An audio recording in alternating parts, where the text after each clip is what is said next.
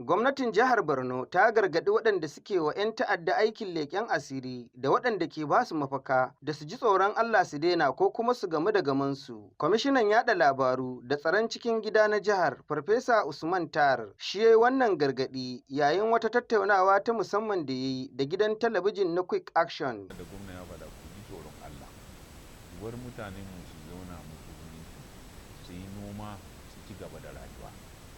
Wannan abun da kuka sa gaba na tarwatsa mutane, na watsar da su, kuna yanke mutane, kuna tsaran mutane, kuna harban mutane, wallahi wannan ba tafiya ba.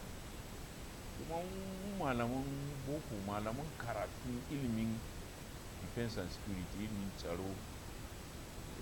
tsaro da kariya, wallahi mun zauna mun karanci yadda kungiyoyin ta'addanci suka tashi kuma suka sauka. Wallahi wanda suka fara ba sa wuce shekara 10 zuwa 10 wani abu sai su din sun shude.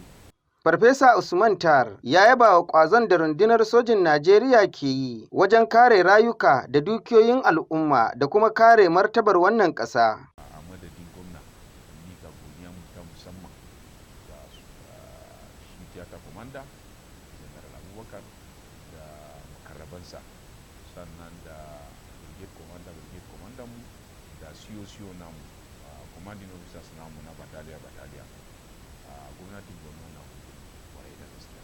Kwamishinan na yaɗa labaru da tsaron cikin gida ya ce haɗakar jami'an tsaro ta musamman da gwamnatin jihar ƙarƙashin jagorancin Farfesa Babagana Umar Zulum ta kafa ta taka rawar a zo a gani sosai wajen yaƙar manyan laifuffuka a jihar.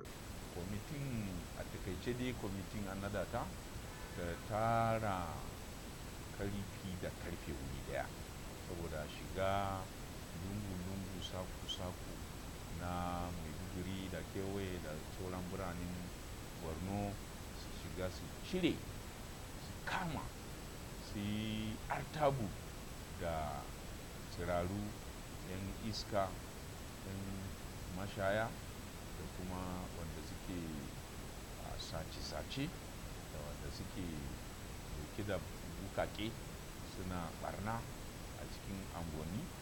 Kwamishinan ya bayyana gamsuwa da irin ci gaban da ake samu a jihar ƙarƙashin jagorancin gwamnan jihar Farfesa Babagana Umar Zulum. Sabiu Malam, Quick Action TV daga birnin Maiduguri.